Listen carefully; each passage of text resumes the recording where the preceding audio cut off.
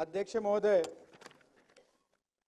औचित्याच्या मुद्द्यावरती मला बोलण्याची संधी दिल्याबद्दल मी आपला आभार व्यक्त करतो। अध्यक्ष महोदय, ज्या मतदारसंघातून मी निवडून आलो की इचलकरंजी ही वस्त्रोद्योग नगरी म्हणून ओळखली जाते।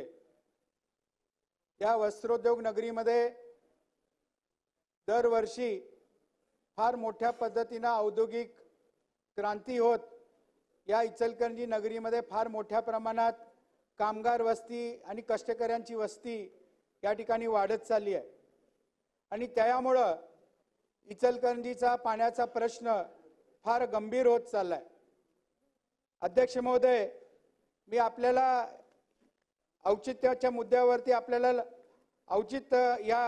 सांगू इच्छितो की इचलकरंजीला अमृत 2.0 च्या माध्यमातून योजना मंजूर झाली आहे आणि त्याची साधारण रक्कम 160.84 कोटी रुपये ही एवढी आहे।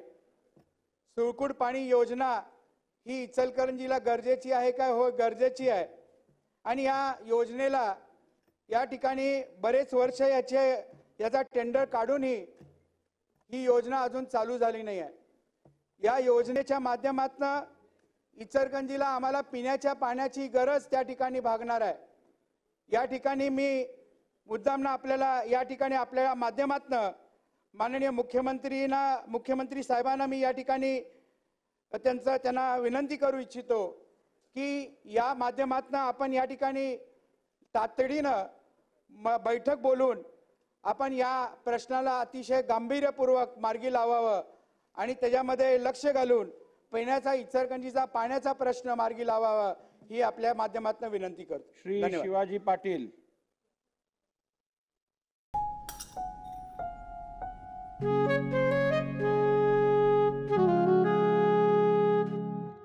बाबा, आज येताना बासुंदी घेऊन या ना। अगं, कालच आपण आईचा वाढदिवस होता म्हणून आणली होती ना। ऐकलं? गोकुळची बासुंदी पुन्हा खावीशी वाटतेय। खरं सांगू, मलाही खावीशी वाटतेय। पुन्हा पुन्हा खावीशी वाटणारी गोकुळ बासुंदी।